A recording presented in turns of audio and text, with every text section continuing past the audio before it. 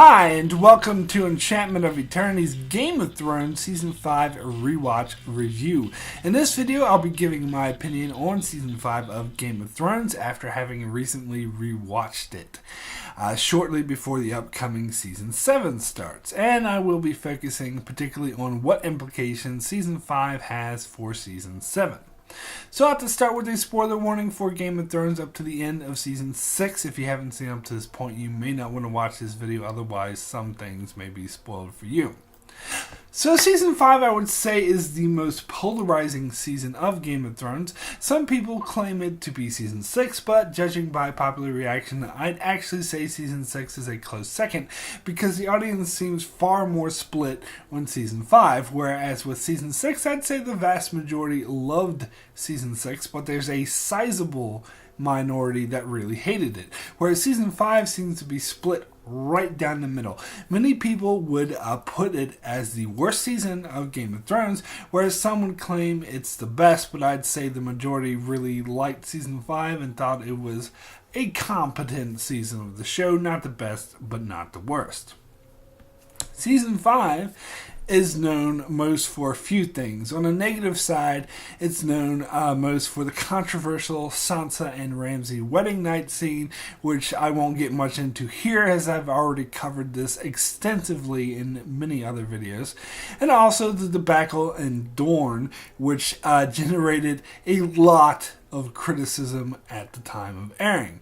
And on the positive side, is known mostly for Cersei's attempt to thwart Margaery using the High Sparrow, which backfired on her in the worst way, resulting in the Walk of Shame, and probably most of all for Jon Snow's journey where he becomes the Lord Commander, faces off against the White Walkers at Hardhome, and then is killed and betrayed by his fellow Night's Watchmen.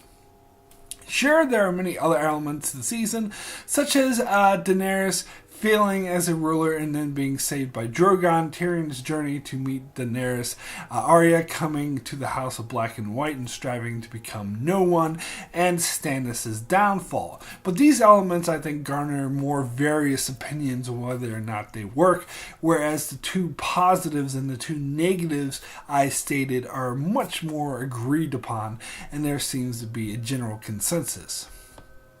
So me personally, I don't think Season 5 is the worst season, but I have to say, watching Season 4 and 5 back to back, I did notice a drop in quality. Maybe not a major one, but it exists.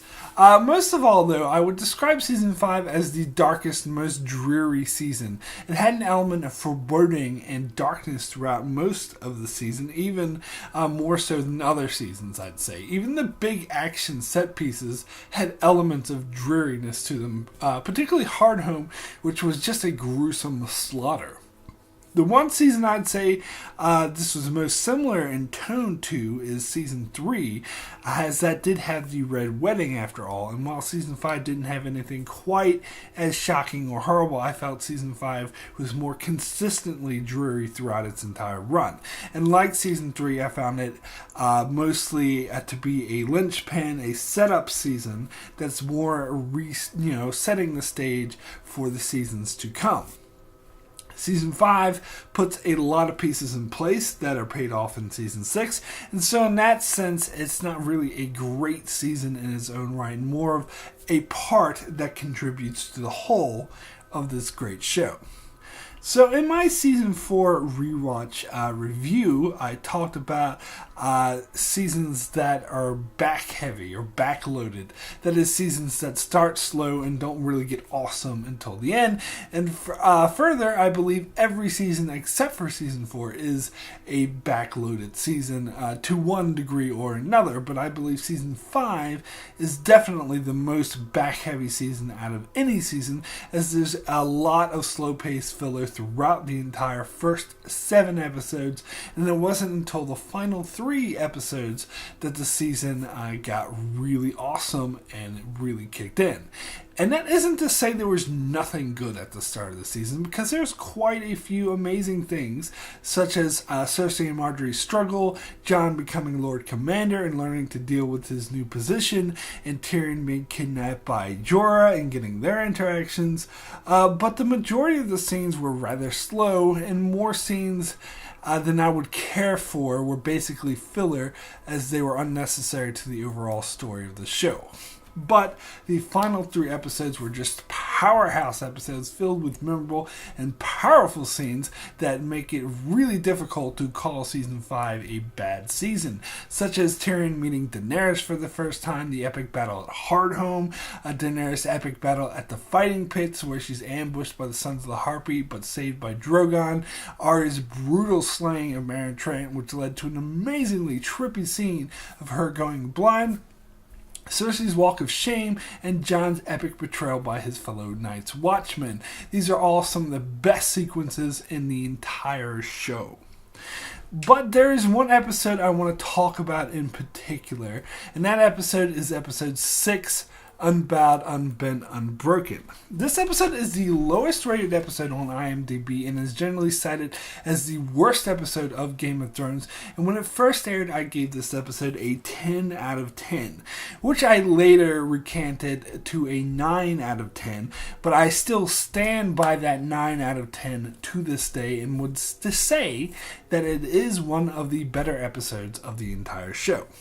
Now, when most people think about this episode, they think of 2 things: the horrible Dorne fight scene and Sansa's wedding night scene, which is why it is rated so lowly. But this episode is actually more than both of those scenes, and personally, neither one of those scenes bothered me that much. Sure, the Dorne fight scene was bad, but I don't think it's one of the worst things in the world, and it's a very small part of this episode. And as for the Sansa wedding night scene, I would by no means say this is one of my favorite scenes, but suffice to say, I disagree with the controversy surrounding it, and I'll just leave it at that.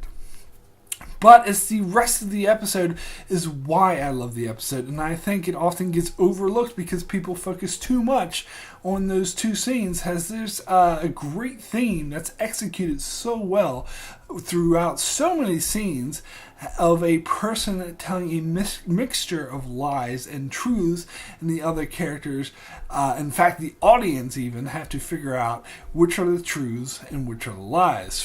From Littlefinger's meeting with Cersei, where he tells her he wants the Vale to conquer the North so he can become warden, to Cersei's gambit to arrest Loras and Lady Olenna trying to stop her, to Tyrion and Jorah being confronted by the slavers, where they have to tell a mixture of lies and truths to prevent from being killed.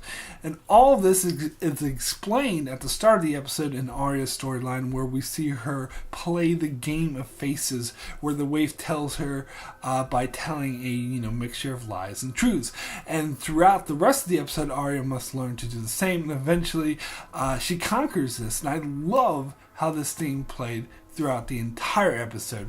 Really, this episode should have been called The Game of Faces. I do think it would have been much better received and more well-liked if it had been called The Game of Faces, because people would have focused more on that rather than the Dorne scene, which is what the current title of the episode makes people think of. So now, some observations for the various storylines. Let's start with Cersei. I do believe that this season featured the best performance from Lena Headey in the entire show, and she was absolutely robbed of an Emmy, which she so very much deserved, because much of her performance this season was very subtle, and the way she pulled it off, these subtleties, was absolutely brilliant, as she had to play the political games with Marjorie and the High Sparrow, which she turned out to be horrible at. And of course, her performance during the Walk of Shame was completely noteworthy. However, in season 7, I doubt her performance will be as subtle, as she has no need for subtlety anymore, being the Queen of Westeros. In fact, I expect her demeanor to be more similar to that of Joffrey's when he ruled the Iron Throne. Perhaps not as foolish or ill-tempered, but just as ruthless. And it is interesting that here in Season 5, we did get to see Cersei be the power behind the throne, and she completely fucked it up as her attempts to take down the Tyrells backfired on her in the worst possible way, and she nearly allowed a zealot to seize control of the crown. So the big question will be, will she make the same colossal mistakes again now that she has gained power again? Perhaps she has learned from her mistakes, and this experience with the Walk of Shame has humbled her a bit and she won't be so arrogant anymore. Or perhaps not. It will be interesting to see. As for Jon Snow, I did feel his stint as Lord Commander was shorter than I would have cared for, but it did give him his first taste of position of power, where now he is the King of the North, and this season he alienated many whom he commanded by showing compassion to their enemies. So his question is similar to Cersei's: will he learn from his mistakes, or will he make the same mistakes again? I think there's reason to believe that he will, but whether or not repeating these mistakes will carry the same dire consequences is another question entirely. And of course, in this season, we got to see his and Tormund's bond grow and their friendship grow, which makes a lot of sense as they fought together against the White Walkers firsthand. And speaking of the White Walkers, here we get to see the Night King in action for the first time, and it is interesting the way he faced off against Jon, and he seems to be issuing a challenge directly to him by raising his hands as he raised the dead. So the question is, was he specifically challenging Jon because he's like Azor Ahai, or the one who was promised, or the chosen savior, or whoever, and the Night King recognized him as this champion that could possibly defeat him in the future? Or was he simply doing it because he was just apparently the guy in charge there, and he happened to see him kill a White Walker? I'm more inclined to go with the second option, but perhaps not. That's another thing we'll just have to see. Speaking of the question of will they learn from their mistakes, let's get to Daenerys, who made a lot of mistakes in Season 5. Of course, a lot of her problems came from the fact she didn't have anyone wise advising her, as she sent Jorah away and then Barristan died. But Season 5 was all about Daenerys' failure to rule properly, as she kept losing control to the point where she almost died. It was only because of her dragon that she managed to survive. But she made mistakes with her dragons as well, as she chained up two of them who didn't do anything wrong, and in this season we see how furious they are at her, and even though Drogon did save her, she had no control over him. I do believe that she will learn from her mistakes and will be more tempered and listen to the advice from her advisors. I also believe her bond with her dragons is much stronger now, and she will be far more in control of them than she was in this season, but we'll just have to see. But it was interesting getting the meeting with Tyrion and Daenerys. It was the first time in several seasons that Daenerys started to switch her focus back to Westeros, and we get this conversation between them where Tyrion explains the importance of making powerful allies that will help them win the throne, and that it will be a bit of politics involved, which will make it much more complicated than simply coming in and breaking the wheel, as Daenerys so famously said. So I do think she will defer to Tyrion and Varys in matters of politics, and will play it much more wisely in Season 7 than she had in the past. In fact, we did get an inkling of that this season, where she put her disputes with his daughter Zolorak aside in order to marry him, in order to gain stability in Meereen. So I could definitely see her doing something similar in Season 7.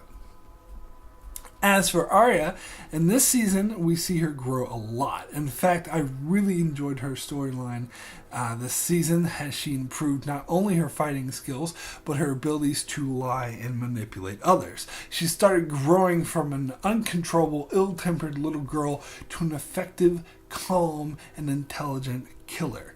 And the ending scene where she was crying over Jaqen's death only to discover he didn't really die, as he was no one, was particularly brilliant, and I think a huge contributing factor to her becoming detached, which will be interesting to see the new detached and dispassionate, under control Arya return to Winterfell.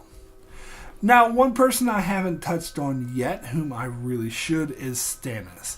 As he had a very interesting downfall this season, I actually really enjoyed his storyline this year, much more so than most, as although I can see the perspective that he's been on a downfall since he lost the battle at Blackwater, so what happened to him this season wasn't really dynamic and was just more of the same, but I actually think it really worked, as we do see him on a upswing, as he was the only ruler wise enough to see the White Walkers as the real threat, and he actually takes action against them. But as always, his inability to bend and be flexible was his undoing, as was his trust in Melisandre, and thus his downfall was indeed tragic and very effectively so. And while I was disappointed that he didn't defeat the Boltons, his actions did pave the way for Jon Snow to do so. Most importantly, it puts Davos in his service, and it was interesting seeing the early interactions between Davos and Jon, and I'm curious to see Davos prove his loyalty even more in Season 7. So now, I must talk about Dorne. And here's the thing. Those familiar with my channel will know how much I love to badmouth Dorne. However, when Season 5 was originally airing, I was Dorne's biggest defender. And indeed, rewatching these scenes in Season 5, I don't think they're as bad as many people make them out to be. For example, I didn't really mind that fight scene. I mean, it wasn't the best thing ever, but I don't see it as the atrocity that many others acclaim it to be. I also didn't really mind that bad pussy line. Again, it's not the best line ever on the show, but I don't really see how it's much worse than some of the things that Oberyn would say. I also didn't mind Obara's introduction speech talking about her passes. Many others love to rail on it, as I've seen very many similar monologues before. The thing that bothered me most about the Dorne storyline in Season 5 was Alaria's nonsensical need for revenge on Myrcella for Oberyn's death, who died in a legal trial by combat that he volunteered for. I'm sorry, but that makes no sense. And the fact that she goes far as to kill Myrcella for that was just ridiculous. So, the point I've heard, the opinion expressed before, that Season 6 Dorne storyline wasn't that bad, because at least it wiped the whole storyline under the table, and the Season 5 storyline was much worse because we saw more of them. But I totally and very passionately disagree with this sentiment. I don't think the Season 5 Dorne storyline was anywhere near as bad as the Season 6 storyline, because as bad as the Season 5 storyline was, it wasn't a total wash, and it was still salvageable if they played their cards right. But they played their cards absolutely wrong, and they did the exact opposite of what they needed to do in order to save the Dorne storyline. So now, because of Season 6, the Dorne storyline will always and permanently remain a blemish, a stain on the show that cannot be erased. But it didn't have to be that way after Season 5. Because of Season 6, though, it is. And now it cannot be saved. So now we have to deal with Ellaria and the Sand Snakes in Season 7 after they've been completely ruined, and they're likely to be killed off right away anyway if Season 6 is any judgment, which I guess will be a mercy. So finally, let's get to Sansa, which I've already done a whole video on her Season 5 storyline, and how I disagree with the common adage that this was just a repeat of the suffering that she endured with Joffrey, because here you see her as a totally different person, not just a defeated child that just did whatever she was told. Here she stood up to Ramsay every chance she got, and she refused to break. We also saw her take control of her own destiny by effectively turning Theon. The scene where she was yelling at Theon and degrading him for not helping her was a brilliant scene with amazing acting, but more than that, it showed that she was the one who turned Theon and got him to remember who he was and stand up to Ramsay, something that Theon's own sister couldn't get him to do. But yes, Sansa did suffer a lot this season, and it was hard to watch, but it did most definitely inform her character. She's now a much more dark and rigid character who more closely resembles Arya than she does Jon. So getting her interactions with her siblings in season 7 and seeing how she handles being in charge of Westeros again will be quite interesting indeed, and I really can't wait for that. But also, let me touch a bit on Brienne in season 5, because this is the storyline which I actually think was the worst storyline of season 5 that often gets overlooked, where people look more for Dorne and Sansa as being the bad things of season 5. Whereas Brienne, I thought, was completely wasted here. I mean, they had an opportunity. They changed from the books and put her up north with Sansa, so they had the opportunity to have her take the role of some book characters or to do something interesting, even if it had nothing to do with that what happened in the books. They had an opportunity to do something interesting with Brienne and the Winterfell, but they did nothing. She just stood outside and did nothing. When it was time for her to help Sansa, she was off killing Stannis. It was one of the worst storylines this show has ever done, in my opinion, and even worse than Dorne. But that's just me. So overall, season 5 was not a bad season, but it contained a lot of slow-paced filler. So what I hope is that season 7 will move faster and be more succinct. And from what I'm hearing about season 7 so far, it does seem to be the case. However, season 5's crowning achievement was the epic battle at Hardhome, which remains one of the best battle sequences this show has ever done. And as for the conflict with the White Walkers, it has it apps up in the final 2 seasons. I hope that the next battles we get with the White Walkers can be just as impressive, if not more so than this one. And although I would prefer a swifter pace, I hope the show doesn't lose sight of the subtlety and engaging character interactions that made this season so great. So that's it for my rewatch review of Season 5 of Game of Thrones. Be sure to join me next week for my rewatch review of Season 6, and then my extensive coverage of Season 7, which I couldn't possibly be more excited for. Also, be sure to check out my channel for many more videos on other shows like Star Trek, Dark Matter, and more. So be sure to subscribe so you can keep up with all of that. And thanks a lot for watching.